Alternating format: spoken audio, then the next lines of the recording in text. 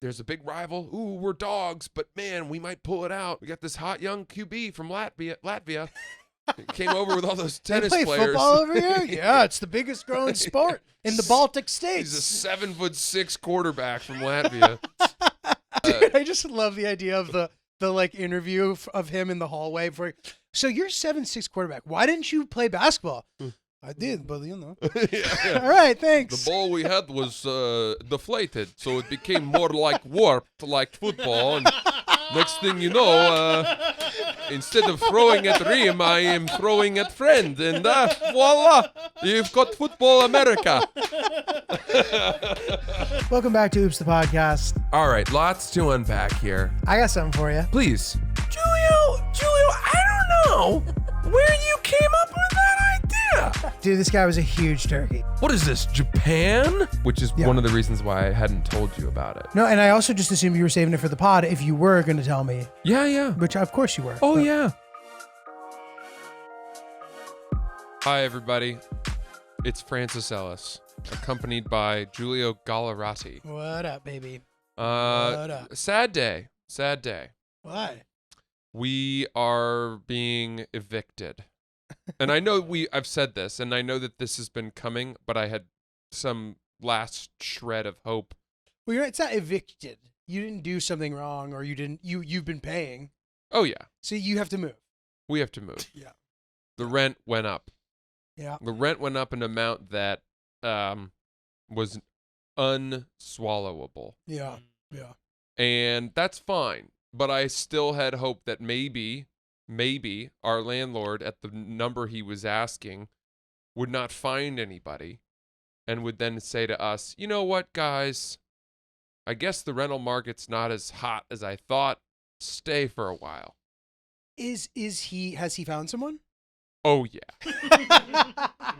I think the first guy Really? that came. Wow. I think it was, there was an open house in our apartment. We were gone on Sunday. We left, and they had an open house in our apartment, which, by the way, I really wanted to fuck with those people.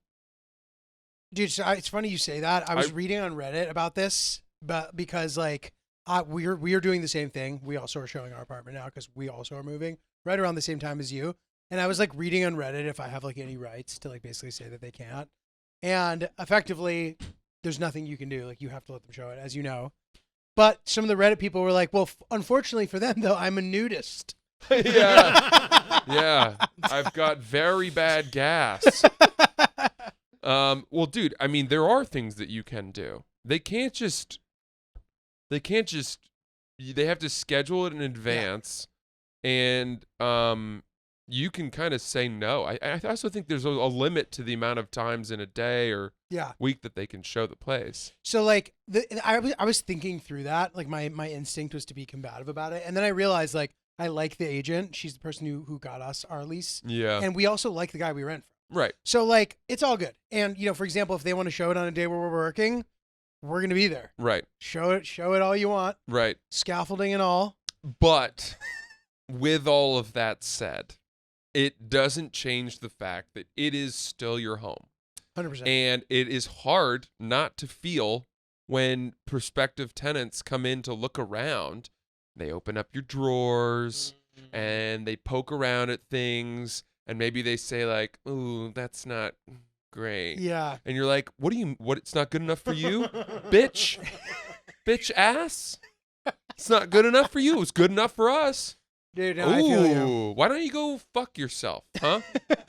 We live here. Dude. Maybe we will come up and rent. Yeah, right. You just start considering paying the new rent out of spite to the people. But look, it's like it's the Step Brothers scene, where they don't want the place to sell. Yeah. And I was trying to think of ways to discourage prospective tenants from wanting to live in the place. Because I did have that theory that if he couldn't find anyone out of desperation, he'd give us another 6 months or something like that. It's a good one. It's a good theory. Yeah. I wish it applied to us. Our guy's selling. So like it doesn't help us. And if he offers month to month, and we stay for 2 more months. Now we're trying to find a place in August. Dude, Fuck that is a month-to-month thing. You're almost adding to your stress. You might as well, when you know you have to go, you might as well rip the Band-Aid off. Do it, 100%. You're gonna have to do it. So, yeah, but I was just going over scenarios in my mind. I mean, one thing we have is this thing. It's called a Furbo, and it's a dog camera. Oh, nice. That we have over Ruby's pen, so that when we leave the apartment and we can keep an eye on her. Can you talk to her too? Yes, we can talk to her. We can Ruby, soothe her. She's like, oh, fuck. Yeah, that's right. And it also, believe it or not, I think it dispenses a treat.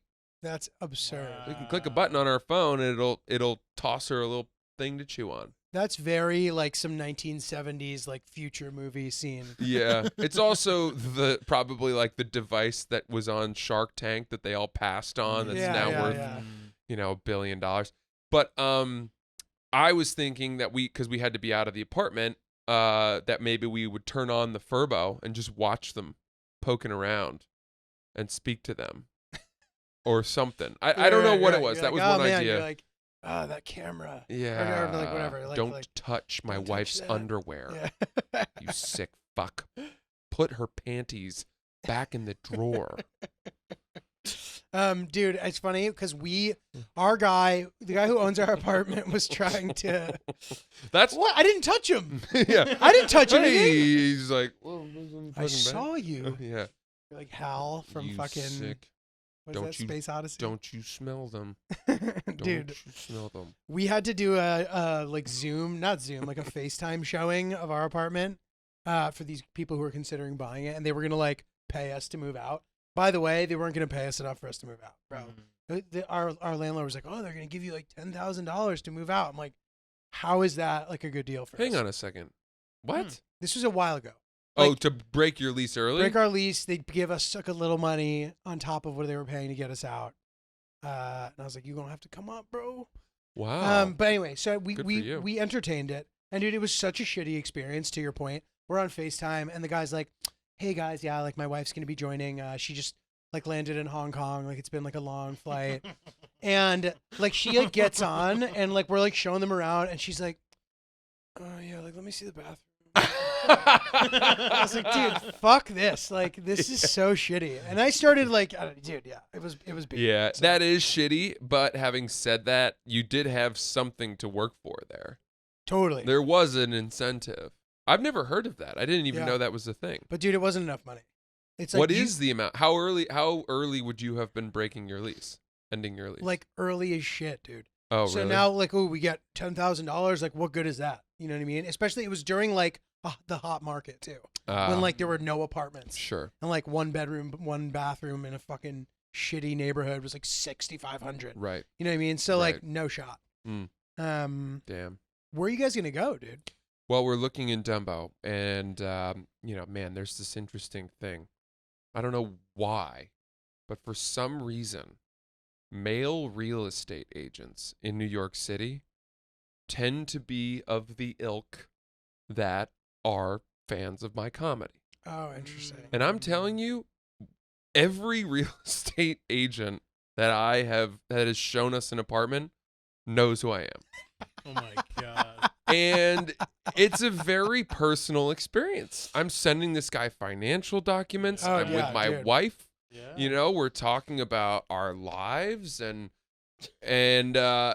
luckily, I think most of them are incredibly aware of, I guess, the level of intimacy that they're exposed to in terms of their clients. Yeah. And that to breach that information would really hurt their jobs. I mean, isn't it illegal? We didn't sign anything to just be shown in an apartment. Right. You know? But they want to see the cash in the bank. This guy, if you'll allow me, this guy, the way he told us that he knew me was so great. It was adorable. It was something like we were, because I met him, right, and shook his hand, and he didn't let on. He didn't say it at first. Didn't say anything, and we go up the elevator, we're looking around and really liking this place and, checking out all the corners and the cabinets and stuff like that. And at one point, I think just cordially, he asked my wife what she does for work, and she told him, and she was like, and my husband's a comedian, or something like that. And he goes, I know. Nice. He just goes, I know. I was like, That's solid. you're a sweet man. That's You're a solid. sweet man. That's cute. That's very cute. So yeah, well, we saw a couple apartments. We found a few that we really liked, and we got excited about that because we didn't think that there was really anything, and they weren't, the ones we liked had not been presented very well on Street Easy, so the photos didn't look that good. But then we were pleasantly surprised, and we went and looked at one, and then we applied for it, and then the owners sort of took it off the market because their next option had fallen through. So I was like, shit, this is tightening up a little, you know what I mean? And then there was one in our current building, right, that we really thought, oh shit, this could be great. We're looking for that because we'd be moving 2 floors down an elevator and across, and it's just an in-house move. And we know the doorman, I know the gym, we have a parking space in the building, all this stuff with a charger. Yeah. So it felt good, but dude, there was this thing where we went and saw the apartment, and they were basically asking us to pay the same amount of money that we currently pay for our place, but the new place is such a downgrade. In the same building. Because we've had such an insane deal on our place, Totally. and any place is going to be a downgrade from. We knew that, but in that apartment, we could actually look out the window at our old apartment and see. And be like, remember when we used to live there? Dude, and then you'll solve the mystery of who called in the noise complaint. You're like, all of a sudden the wheels start turning. You remember a guy behind the blinds. Yeah, and then you call it in on them. See a guy with binoculars, like looking at our old apartment, Somehow it's you calling it in on yourself. There's some like time vortex that you've gone in. Yeah, exactly. Dude, we got an email in our from our super or whatever, asking everyone to remind everyone in our building that the building is a non-smoking building, and that smoke from either cigarettes or marijuana is wafts through people's doors, and that it's very annoying. Even from inside of your apartment? Yeah. I don't smoke in my apartment ever. I'm very aware of that. But my neighbor who we're friends with knows that I do smoke weed. And so you're like, and he was, the next day I ran into him and he was like, listen, I'm really sorry, but we just felt like we had to tell on you. No. But he was fucking with me. He didn't actually? Yeah, no. Well, how did he know, though? You told him? The man. Well, no, because he got the email, too. Oh, hilarious. And I was like, what? And he was like, I'm kidding. I would never do that to you. That's very good. He's the man. And then he's like, or would I? Yeah. Well, like, there you go. That'd be a good way to bury the scent. Cover the scent. Cover his tracks. But dude, it's funny. My building, randomly, and it's like a co-op too, so in theory, there's like a lot of rules. But I remember when we moved in, he said something about, he's like, you can't smoke on the roof, but so if you smoke cigarettes, you have to smoke in the apartment. Like the owner of the apartment said that. I was like, okay, dude. Jesus. I know. I was like, what the fuck? And dude, and like sometimes the building will just smell like cigs. Like somebody's like smoking a cig somewhere, or you could smell weed too. Like people are just fucking smoking bombers in there too, dude. I'm like, dude, what? Yeah. My building is randomly a smoke-friendly building. What? I know, it's weird. It's not actually, but like people appear to be smoking throughout the building. Did you watch the Aaron Hernandez documentary? That was like the last thing I watched before COVID began. Yeah. There was a piece of that really I remember very well, where I think he rented an apartment or a condo or something in the off season, and there was a woman who lived nearby, and she said that he would just be chain smoking blunts. Yeah, I remember that. Chain smoking blunts and playing video games the whole off season. And I remember thinking to myself, like, how on earth can this guy continue to compete at the level that he's competing at, with the level of fitness and all of that, smoking at that frequency. I know. And NBA players too, bro. I know. I don't know how they do it. I don't get it. Same. I don't get it. I mean, one night of like a joint or something, a weed joint, and I'm the Peloton the next day is rough. hard. I have a hard time. I wonder if it is for them too. Like if Yeah. it's like slightly harder, but like they're still nasty. Like I remember that story about like, this is like one of my earlier jokes. It was just so long ago I don't even remember the joke.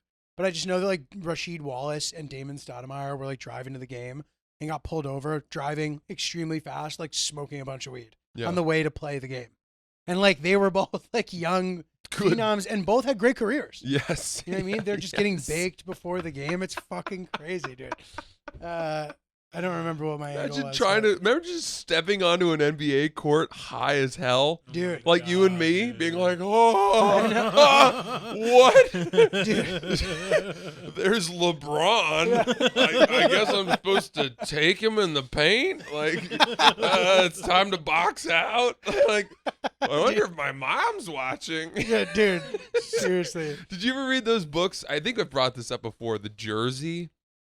You brought it up at some point. They were books from the Scholastic Book Club, where these kids would find these old jerseys that had magical powers, where they put them on, it would transport them into the game of a professional game. Right. You know, and they'd have to take a couple snaps under center in an NFL game, and like.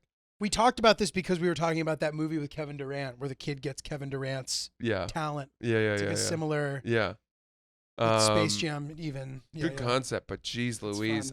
I mean, I've often thought, okay, and I think we've talked about this before, but I'd like to Thunderstruck. I'd like to revisit this. If you were to let's say that you were to step on a court at Wimbledon, right? Or the US Open tennis being your best sport. And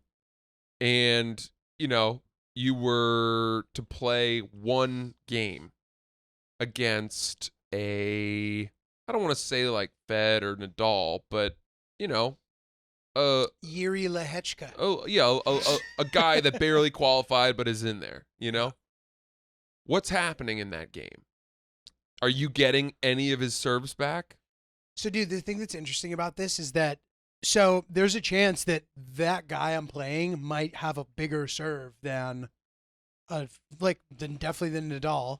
But like Federer has an amazing serve, even though he doesn't always serve like super hard toward the end of his career. But like it just depends, bro. Right. By the way, I'm getting smoked no matter who I'm playing. Uh-huh. Those guys are all unbelievably nasty. And what makes the difference between Federer and that 190 guy in the world, if you didn't like know any better, you might not be able to tell watching them warm up who's better. Uh-huh. So I have no idea. Interesting. I would get smacked. You get smacked? Would Yes. you I could probably return the serves. Let's say they serve to you, right? Okay, well let's say you're serving, right? You hit your serve, you're warmed up, you're feeling good, you don't have a shoulder problem in this scenario. You hit your serve. But you haven't been like playing enough tennis.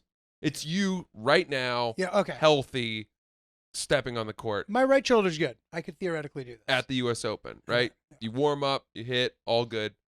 Maybe you have like a week to prepare for this. Okay. And you're serving, right? Is it the case that every serve you hit, they are hitting back as a clean winner, and you lose at love in that game? Like maybe not clean winner every single time.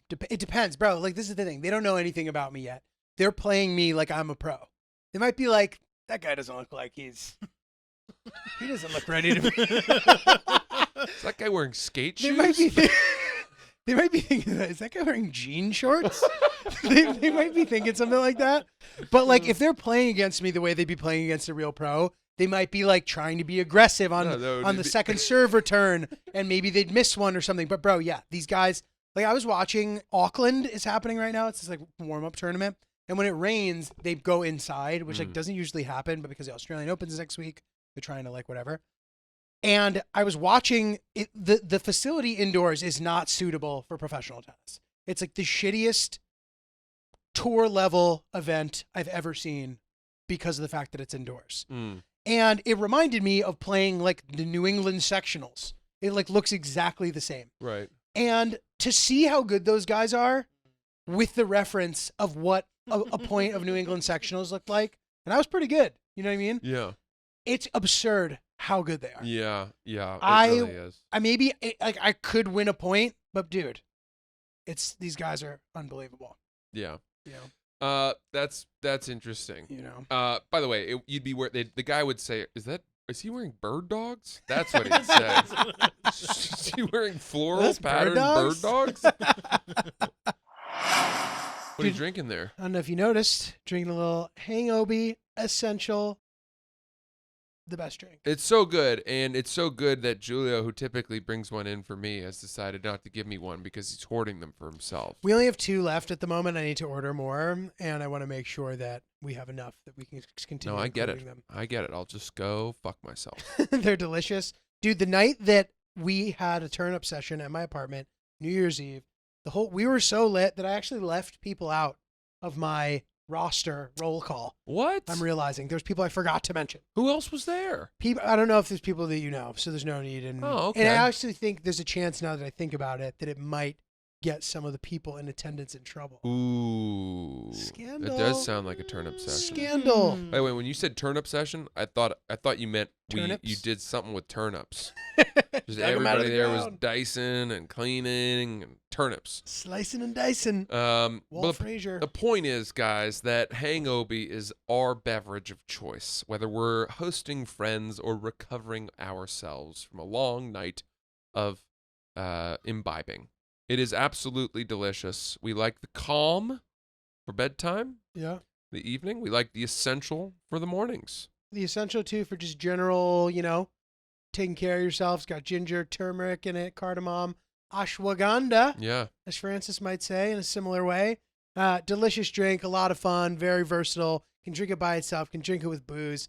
Add it to your favorite activity. It'll make it that much better. Get a case. Yeah. Get a case. Add it to your Clemson football viewing party. Oh, that'll go well with your wife's queso dip. Your wife's queso dip. Yeah. Hangobi.com. Use promo code OOPS for 30% off of your order.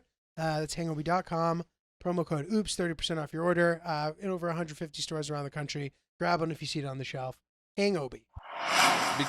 So for me, I had the thought, could I step onto a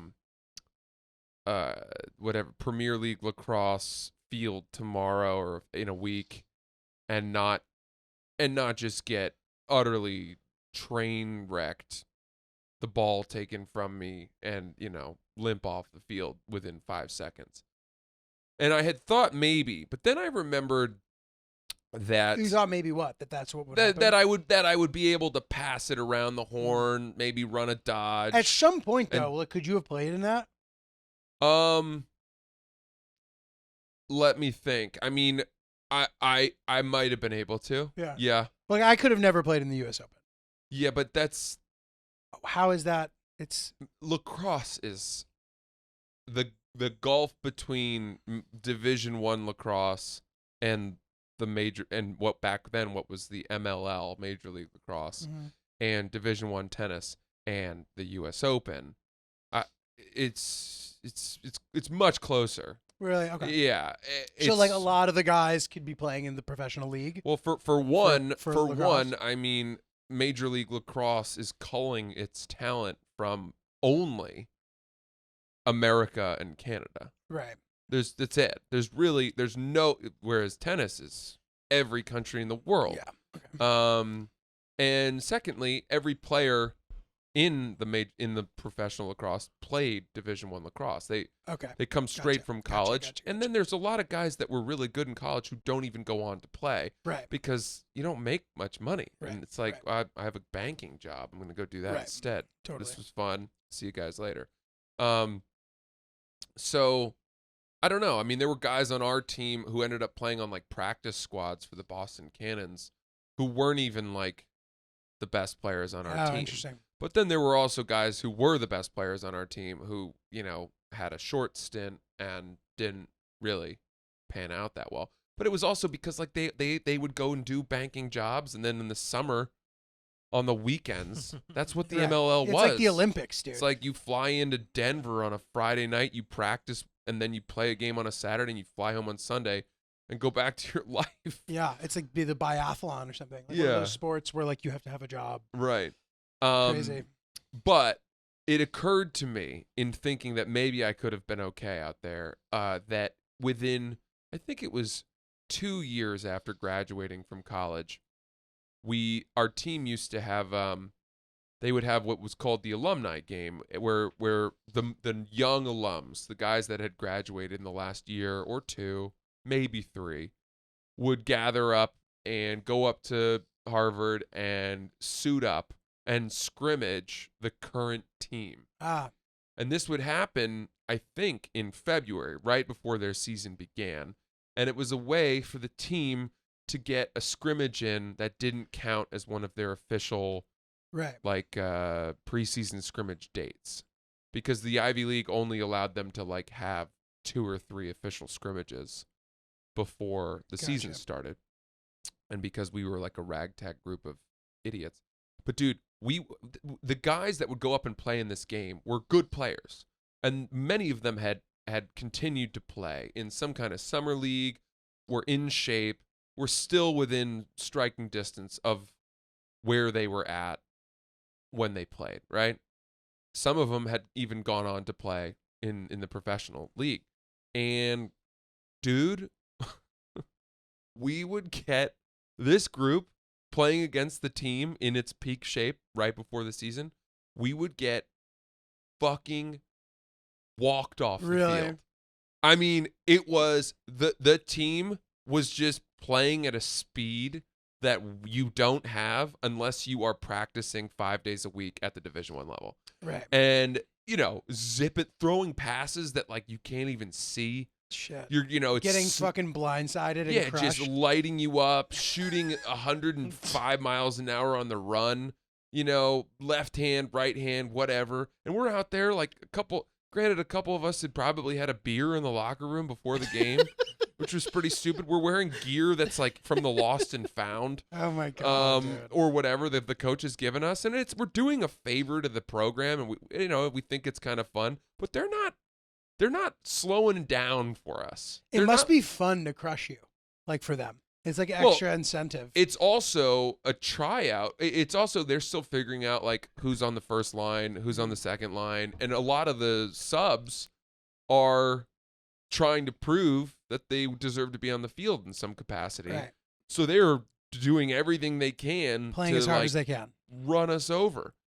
It's like, dude, I just went to the doctor.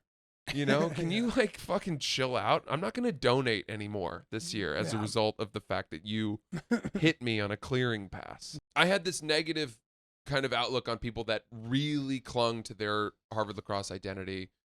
And that was silly, because there's nothing wrong with being proud of what you did in college. Right? Like, I understand the sentiment that you're talking about. It's like, bro, can you move on? Yeah. Like, why is there a banner of where you went to school 10 years ago everywhere in sight whenever I see you? Right. Can we put the banner away? What were they feeding you over there, dude? You were like, people who are like just poisoned by their alma mater, it like weirds me out a little bit. It's like, do you not have an identity? What's worse? You tell me. Someone who went to Ole Miss, but obviously didn't play football, was just a student at the school, who sets aside every Saturday in football season to either watch the game or like go to the game. 10 years later, 15 years later. Or someone who played on a middling program and in some other sport, let's say, I guess it's a sport by sport thing, and still cares a lot, downloads like ESPN 360 to watch it on their laptop, and then pipes that to a projector on the screen and has 6 other guys over to watch the game. This is Hans, bro. My boy Hans. He's always like, the BU squad this year. Yeah, like, he's a great dude. They got 3 new recruits from Latvia. You're like, dude, how do you know that? Yeah, he's like, oh, dude.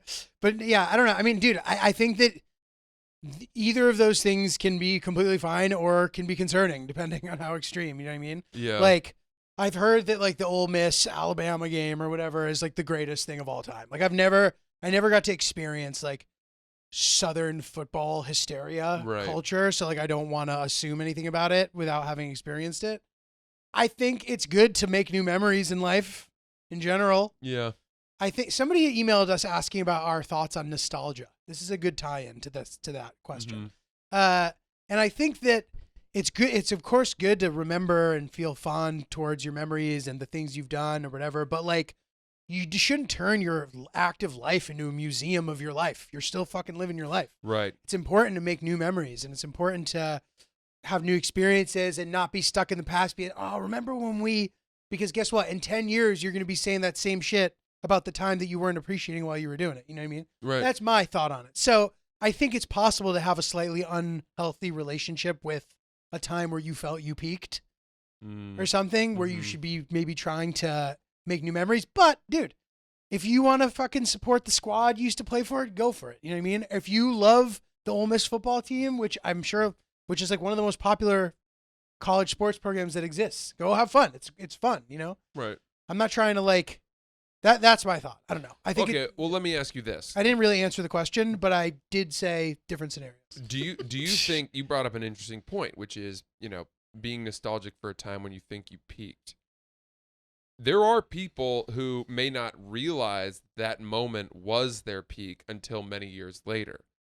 And maybe they were, you know, a super riding high, king of the frat, in a, you know, great group of friends and loving, you know, their football team. Clemson wins the national championship. They were there, parade in the streets. Amazing. Unbelievable. So fun. And fast forward 5 years, they're working an insurance job, and there are no more parades in their lives. There are no more. But who's to say? Who knows where life can take you? No, but I'm just saying, I'm saying like they didn't necessarily think that Clemson football would be their identity. But 5 years later, nothing has replaced that rush. And that's fine. Right? This is why you gotta get out there and see the world, man. Yeah, but I'm joking. I mean, like, there's so many things that could happen, and at which point they immortalize Clemson football and say, you know what, my life is a little dry. I was there. It's a little tasteless, but every Saturday I put on my Clemson football jersey and I gather some friends and we grill. And we watch the game, and it's the highlight of my week. I think that this is like oversimplifying it personally. Well, I'm just saying it could be that, right? It seems like really, maybe. I don't have a problem with that. That's the same way that like this reminds me of like comedians thinking that like, I'm not saying this is what you're doing, but like when comedians assume that everybody who works a traditional job wanted to be a comedian but chose to work a traditional job. Okay. Comedians are like really annoying about that. True. And it's just like not the case. And like if a lot of those comedians should realize that a lot of those people working traditional jobs are quite successful. I'm not trying to say they're I'm not saying you're not. And that's why I made sure to say. There are people where that picture I painted is the case. That the life that they thought they would lead, that they thought, wow, Clemson football national championship, my life is really trending upwards. And all of a sudden, oh boy, things have not continued to grow the way that I had hoped from there. And it may not be their fault. It may not be related to the football either. Like I think one of my favorite things in the world is like seeing a college kid tell you what they're going to be when they're an adult and then seeing them as an adult.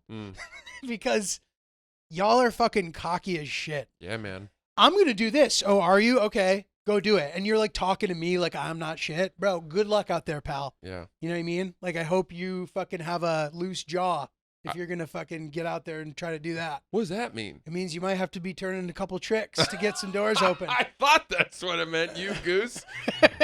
Dude, I thought I was going to be an investment banker at Goldman Sachs. You could have been. No, I tried. I know, but you had an internship that didn't necessarily need to define your trajectory. It did not go the way I was not connecting to the material. Mm-hmm. I was not connecting to the material. It's funny. You have a unique situation because a lot of the times, a lot of comedians, sure, they could have chosen to do something else, but like, what the fuck were they going to do? You know what I mean? Like I mean, Goldman like recruits on the campus of your school, right? Yes. Like there's like 7 schools where that happens. Like you're one of the few people who can really be like, what if I that is particularly daunting for you, more so than other people, because like those opportunities truly did exist for you. Listen, you've become quite successful. That's great. Should be proud. But it is funny to think about. I mean, let's put it this way. There was no part of me in college when you're talking about what people think that they're going to do when they grow up. There was no part of me that thought I'm going to be a successful comedian. Right, well, like, yeah. No, same. But that's not a disappointment. Yeah. If anything, I'm thrilled. I just didn't think that was an option. It wasn't even on my radar. Anyway, I wanted to finish this thought. The Clemson thing, yeah. So that's scenario A, right? Where, and by the way, are you that in touch with that, or are you just like, oh, I can't wait to watch the game? Oh, fuck yeah, Clemson, sick. Or you're like, I don't necessarily know that people are like, little did I know the Clemson game would be the highlight of my life at this point. Maybe they're not admitting it to themselves openly, but there's, there is a truth where the job they have is pays them less than they want. They feel undervalued. They feel beholden to, their obligations as a father, as a husband, and they live in a neighborhood that, their life in some way hypothetically underwhelms them. And so the Clemson football game every Saturday is a moment for them to leave all that behind and simply focus on rooting for this thing they're so passionate about, and it's joy, and it's coming together, and it's putting that little Clemson jersey on their little daughter or whatever. And they make nachos. Oh, my wife's making her famous queso dip, and everyone's there. Who else is there? Neighbors, the whole Clemson community. This on the sounds block. like a lot of fun, dude. It does sound like fun, right? Yeah. And just for that day, for that afternoon, in the morning, they watch College Game Day or the Barstool College Football Show, and they have hope. There's a big rival. Ooh, we're dogs, but man, we might pull it out. We got this hot young QB from Latvia. Came over with all those tennis they play players. Football over here? Yeah, it's the biggest growing sport in the Baltic states. He's a 7'6" quarterback from Latvia. Yeah. So dude, I just love the idea of the like interview of him in the hallway. So you're 7'6" quarterback. Why didn't you play basketball? I did, but yeah. All right, thanks. The ball we had was deflated, so it became more like warped, like football. And next thing you know, instead of throwing at rim, I am throwing at friend, and voila, you've got Football America. We had no pump to recreate the regular circle of the ball. I have bird's eye view, the receiver. Dude, that's insane. Yeah. We could not dribble. It was flat. Dude, I think that I hear what you're saying. That scenario has to exist. That has to be part of why sports are so popular, because we all get to live vicariously through these like high stakes competitions. But I wonder how many people are as in touch with all that as you're saying. Right. I still haven't given you the other option. Okay. Because I'm saying, Wait, what are the two? I'm saying this could happen, right? Where yeah, but like it could, but also that could just be happening. But you're saying it from the point of view of the guy doing it. I need you as to opposed to that just being the thing. I need you to hear my full question, because Okay. I everything you're saying is true, but my question is going to be the full question is going to be, how does nostalgia happen? How does it foment? Right? So the other option is that there is a person who goes to Clemson, same guy, right? Goes the same king of the frat. Okay. They win their national championship. He's in the parade, going nuts, climbing the lamppost, flipping over police cars, whatever. Bringing the goalpost to the bar. yeah. Ripping up a piece of the field and, sticking in his pants. Whatever, And that guy says in that moment, this is the best night of my life. and never allows himself to search beyond that for a greater moment, and just says Clemson football, I bleed Clemson football, and decides prematurely that I will forever be nostalgic for Clemson football, and this is my identity. And as a result, his life does not expand beyond that. So do you know what I mean? Yes, Like, but dude, I don't think in either scenario this guy is this like in tune with all this shit. Are you? No, I know. Oh, so you're just are you well, saying it as what it is, or are you saying that he's like, this is my? I guess what I'm or saying is it like is this? That's how it. Do you know what I mean? do you think that nostalgia is a self-fulfilling prophecy, or do you think that it's something that can occur 10 years later, where you finally say, wow, I didn't know it in that moment, but that was the great moment of my life, or that was one of the great moments of my life, and I'm going to continue to celebrate it because nothing has ever really matched the high that I felt from that. I think to a degree it's a lifestyle, for sure. So I think it could mean that both of those things are true at the same time. Like, you are like that, therefore, inevitably that is what's going to end up happening. You know what I mean? So of course, so it is a self-fulfilling prophecy based on the way that you look at shit. And a lot of the time, if you're like, you know what I mean? So like, I don't think that a 20-year-old is necessarily capable of being like, this is it. This is my, you know what I mean? But that happens all the time. I think that happens all the time. But you don't realize that at the time. Nobody's like, okay, I'm 20. This is it. I know that this is, I'm never going to do anything better than this. They don't think it'll never get better, but they will say, wow, my team won the national championship. This is awesome. This is the greatest night of my life. I'm going to ride this high, and this will be the story I tell. I've trouble imagining that like there's 20-year-olds out there with having that thought process. Really? Sort of. Like, think about that, dude. You're 20. You're in college. You drink 20 beers. You still have a six-pack. You think that you can do anything. You know what I mean? That's a fair point. You know, you just chugged 40 ounces of whiskey and you have a full erection. You are completely invincible. Like you, you think the world has everything to offer you, dude. So the idea that there's a 20-year-old that is that aware that this might be the best moment, I have trouble imagining. Then it is more the guy realizing the it in Caso hindsight, guy. or thinking that it happens in hindsight. So nostalgia then in your mind does not necessarily happen in the moment, but rather, you know, the more distance that you have potentially from that moment, the fonder you grow of it. Yes, that's what I believe, and I think that you're perpetually doing that. Like, and dude, sometimes I talk to my parents about this because they kind of tend to do that a little bit. They tend to be a little, remember when, remember this, remember that, and I'm like, you know, you guys still have a lot of juice left. Yeah, you know what I mean? Like, right.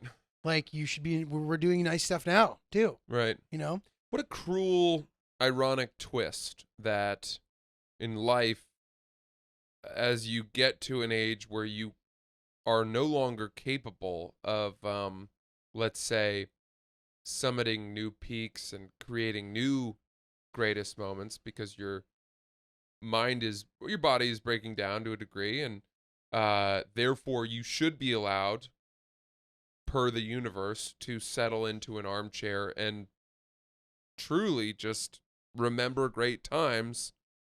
Often that is the age at which your memory starts to slip from you. Yeah, I mean, hopefully not, but totally. And I will say this, dude, one thing that I've always found interesting, you ever listen to a celebrity talking about their greatest achievement? And I don't know if they're just full of shit and saying this because they're supposed to, but every single time they're like, nothing beat the birth of my... Yeah. And like, that's a gift that everybody gets. Everybody can, not everybody. Obviously some people, you know, unfortunately can't. But for the most part, if you're rich, if you're poor, if you were, a scholarship athlete, if you weren't, like, for the most part, it's an even playing field when it comes to that. And like, if your life sucks, have a kid, dude. It's not a bad thought. That's good advice. If you he looks like you. What the fuck? If your college football team is only 500, have a kid. Have a kid. Yeah. If you're facing a rebuilding year, have a kid. If your wife's queso dip sucks, have a kid. Have a kid. Have another kid. But yeah, go out there and make new memories. Yeah. I like that. Have some fun. Well said, Julio. Should Very we do the sage. unboxing? Ooh, let's do this. Okay, so we had a painting, some fan art. Fart for short. Some fart. I like that the packaging is cute. It is cute. This is fun. Right? Cute. So I need to like double check this artist's name because he has a lot of names, but looks like it was only addressed to you. PJP2. What's going on there? On Why is it only to you?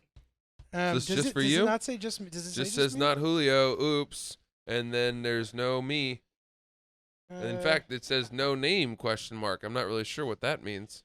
Perhaps it's because we corresponded specifically. I don't know, dude. I'm worried. Not Julio. Yeah. Cute. Well, dude, I think it was for both of us. I don't know. I'm worried. Thank you, Ryan. I'm worried this is just for you. Would you like to cut it open? No, I do not want to cut this open. Well, let's give the artist a proper. As far as I can tell, this is your present, and you're just holding me hhostage. Let me open this present to me. Patrick James Peters III. Oh, wow. PJPIII on Instagram. Thank you for sending it. This is the second painting we've gotten. I don't know if you remember. I do. Our girl D. Helms back in the day. D. Helms. We still got that one. Okay. All right. This is gonna. Yeah, cut through that. Yeah, we can. Very one-dimensional wrapping paper. We can do some jump cuts here. Cutting through the Julio paper. Yeah, have you ever opened a? Check us out on YouTube to watch this. He's just doing these little. It's like you're cutting the hair of this package. There we go. Give that a little tear. Also, whoever wrapped it in like prison. You know what I mean? It's like they're getting something out. Yeah, give it a snip. Cut that little. I need those scissors again. What if it's one of those boxes that just comes with boxes in it?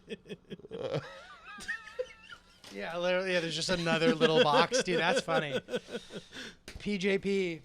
That would be a pretty funny one if that's what you've done. It's like the little Russian dolls. Yeah. That's okay. We can do some jump It's cuts. wrapped very well. Ooh, it looks Wow, more bubble wrap. Julio's a classic dude opening a package. It's just brute force. Not going to figure out where the tape is. If I just use enough force, I can get into the heart of this thing. There's no tool better than my hands.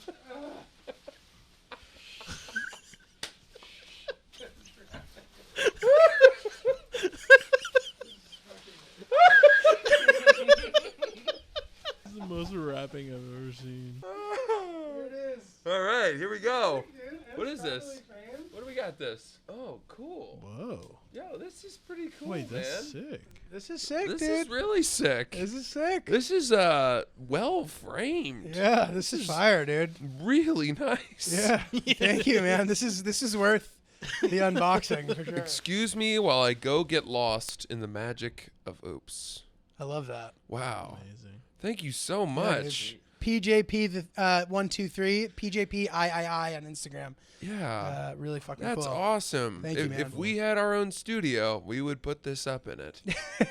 We'll find a good place. We'll for find it. a spot for it. Thanks again, dude. Yeah, This is that's sick. awesome. Thank you Awesome. guys so Cheers. much. Francis, what do you got coming up? Oh boy, oh boy, oh well, boy. Should we do a little Facts with FWR first? Ryan. Facts with Ryan. No denying. Facts with Ryan. So the best product that was rejected on Shark Tank. Can either of you guys take a guess? The Ring camera for home Wow. security. Yes. Really? Yes. Wow. Is that like notable? Wow. Yeah. Very nice. Ring home security cameras. The Furbo. It can toss treats up to 8 feet, Wow. but the treat tosser is designed to toss at different speeds and distances to further stimulate the pet's experience. Wow. And then the Jersey, the book you were referring to, it was actually a TV show on Disney from '99 to 2004, where old jerseys transform kids into the world of professional sports. But not a book? I couldn't find a book. I looked for a long time, but it was a TV show on Disney. I did look to see what the best children's sports book was, in case you're interested. The number one sports writer for children is Matt Christopher. Yeah, he wrote yeah. Maniac McGee. Yeah, he wrote tons of classics. I wrote a list of a bunch of them. Great Maniac titles McGee here. was my favorite. The Lucky Baseball Bat, Tough to Tackle, Baseball Pals, Return of the Home Run Kid, Football Nightmare, Miracle at the Plate, Johnny Longlegs, Touchdown for Tommy, and The Dog That Pitched a No-Hitter. Wow. Those are good. Yeah. And then Julio's Kicks. I noticed you walk in with those today. Those look fresh AF. Fresh, baby. That's a fact. That's Wow. my man. That's Yeah, my man right Ryan. there. Nice. Those are nice. Good stuff. Guys, you can see me. Come check out the Hero We Need tour. I am the hero we need these days. You sure are. I am. You Okay? sure are. We need you to be a hero. Get your tickets at francisellis.com. Philly, some tickets left for the Late Show. Atlanta, some tickets left for the Late Show. Nashville, some tickets left for the Late Show.